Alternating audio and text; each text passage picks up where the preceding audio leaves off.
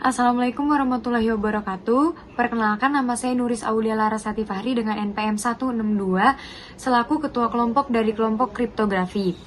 Dengan beranggotakan Giva Auliansyah Putri dengan NPM 167, lalu Auralia dengan NPM 171 dan juga Nazwa dengan NPM 173. Di sini saya dan teman-teman saya akan menjelaskan mengenai ruang vektor. Oke, yang pertama adalah pengenalan ruang vektor. Ruang vektor adalah himpunan objek yang memenuhi kriteria tertentu, seperti penambahan dan perkalian skalar. Misalnya, bidang dalam ruang 3 dimensi atau himpunan polinomial yang memenuhi sifat-sifat tertentu. Selanjutnya yaitu ada rumus ruang vektor. Yang pertama adalah penjumlahan vektor. Jika U sama dengan U ke 1, U ke 2, sampai U ke N, dan V sama dengan V ke 1, V ke 2 sampai V ke N adalah vektor-vektor dalam ruang vektor R pangkat N, maka penjumlahan vektor U dan V didefinisikan sebagai U tambah V sama dengan dalam kurung U ke 1 ditambah V ke 1, U ke 2 ditambah V ke 2 sampai U ke N ditambah V ke N.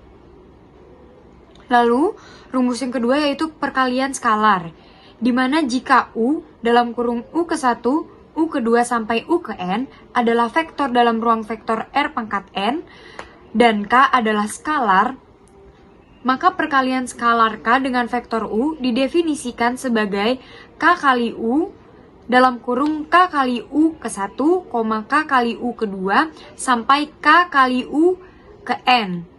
Ini saya akan membacakan contoh-contoh soal mengenai ruang vektor. Yang pertama, itu misalkan terdapat dua vektor U dan V dalam ruang vektor R pangkat 3, yang dimana U dalam kurung 2, min 3, 5, dan V dalam kurung 1, 4, min 2. Pertanyaannya adalah, hitunglah penjumlahan vektor U dan V, dan juga hitunglah hasil perkalian skalar antara vektor U dan skalar 3.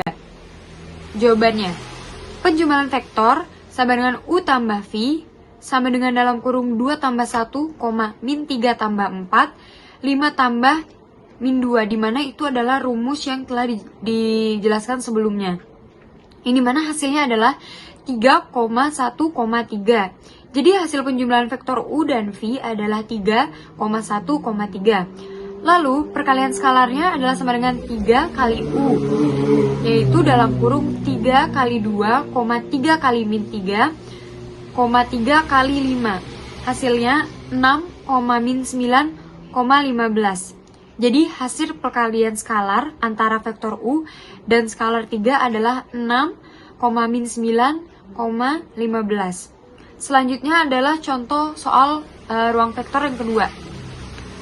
Ini dimana terdapat 3 vektor U, V, dan W dalam ruang vektor R pangkat 2. Yang dimana U adalah 3, min 1, V 2,4, dan juga W min 1,2. Pertanyaannya adalah hitunglah hasil dari U tambah V kurang W, dan juga hitunglah hasil dari 2 kali U ditambah 3 kali V. Dan jawabannya adalah penjumlahan vektor di mana U tambah V sama dengan 3, min 1 ditambah 2,4 sama dengan 3 tambah 2, min 1 tambah 4 sama dengan 5,3 U tambah V kurang W. Maka 5,3 dikurang min 1,2 yang dimana menjadi 5 tambah 1,3 kurangi 2 sama dengan 6,1. Jadi hasil dari U tambah V kurang W adalah vektor 6,1. Selanjutnya perkalian skalar dan penjumlahan vektor, ini mana 2U sama dengan 2 kali 3, min 1 sama dengan 6, min 2, 3 kali V sama dengan 3 kali 2,4 sama dengan 6,12 ditambah 2 kali U ditambah 3 kali V sama dengan 6,2 ditambah 6,12, yang dimana 6 tambah 6, min 2 tambah 12 sama dengan 12,10. Jadi hasil dari 2U tambah 3V adalah vektor 12,10. Selanjutnya adalah sifat-sifat dari ruang vektor. Nah, sifatnya ini terbagi menjadi 3. Yang pertama itu ada komutatif. Komutatif adalah operasi penjumlahan dalam ruang vektor yang bersifat komutatif. Berarti, urutan sepenjumlahannya tidak akan mempengaruhi hasilnya. Yang kedua adalah asosiatif.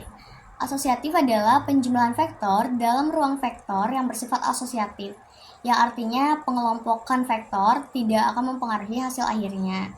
Yang ketiga adalah pengaruh skalar. Pengaruh skalar adalah perkalian dengan skalar juga memenuhi sifat-sifat yang dapat digeneralisasi ke ruang dimensi yang lebih tinggi. Selanjutnya adalah syarat dari ruang vektor. Nah, syaratnya ini terbagi menjadi 8. Yang pertama adalah U ditambah V sama dengan V ditambah U. Yang kedua, U tambah dalam kurung V tambah W sama dengan dalam kurung U tambah V tambah W.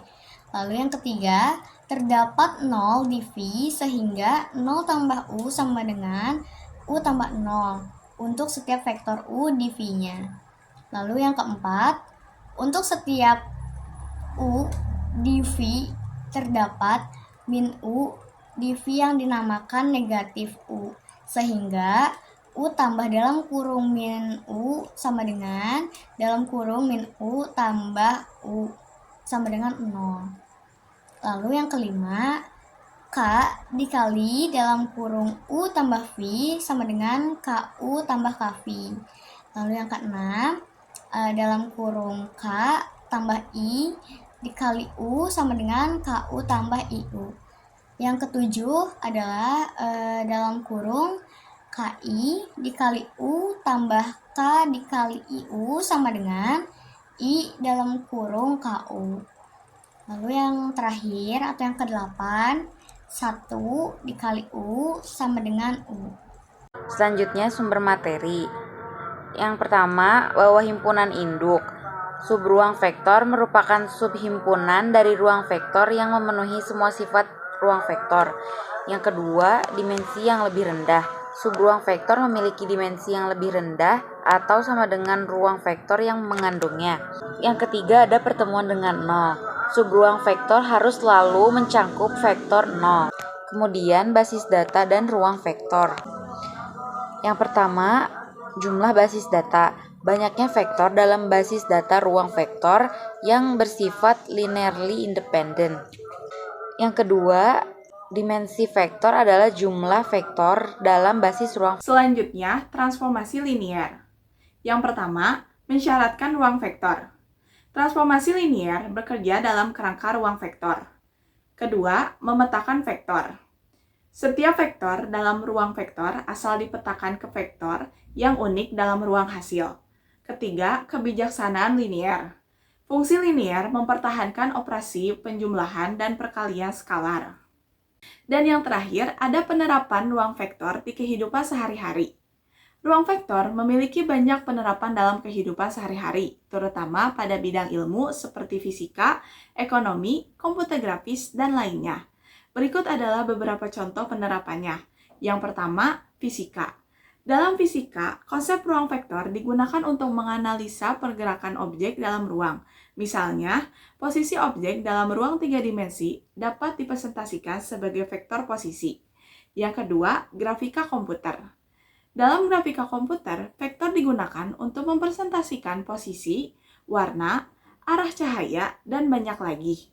Vektor digunakan untuk menentukan posisi dan pergerakan objek dalam sebuah scene 3 dimensi. Yang ketiga, ekonomi. Dalam ekonomi, vektor digunakan untuk menganalisa portofolio investasi. Setiap investasi dapat dipresentasikan sebagai vektor dengan bobot yang menunjukkan proposisi investasi setiap aset. Kemudian, vektor portofolio dapat dihitung sebagai kombinasi linear dan dari vektor-vektor aset tersebut. Yang keempat, robotika. Dalam robotika, vektor digunakan untuk mengontrol pergerakan robot. Koordinat posisi dan orientasi robot dalam ruang dapat dipresentasikan sebagai vektor, dan manipulasi vektor ini memungkinkan untuk mengendalikan pergerakan robot. Dan yang terakhir, pengolahan signal. Dalam pengolahan signal, vektor digunakan untuk mempresentasikan sinyal digital. Sinyal audio dan gambar dapat dipresentasikan sebagai vektor numerik, di mana setiap elemen vektor mewakili intensitas sinyal pada titik tertentu dalam waktu atau ruang. Sekian penjelasan dari kelompok kami mengenai ruang vektor. Kurang lebihnya mohon maaf. Wabillahi taufiq walhidayah. Wassalamualaikum warahmatullahi wabarakatuh.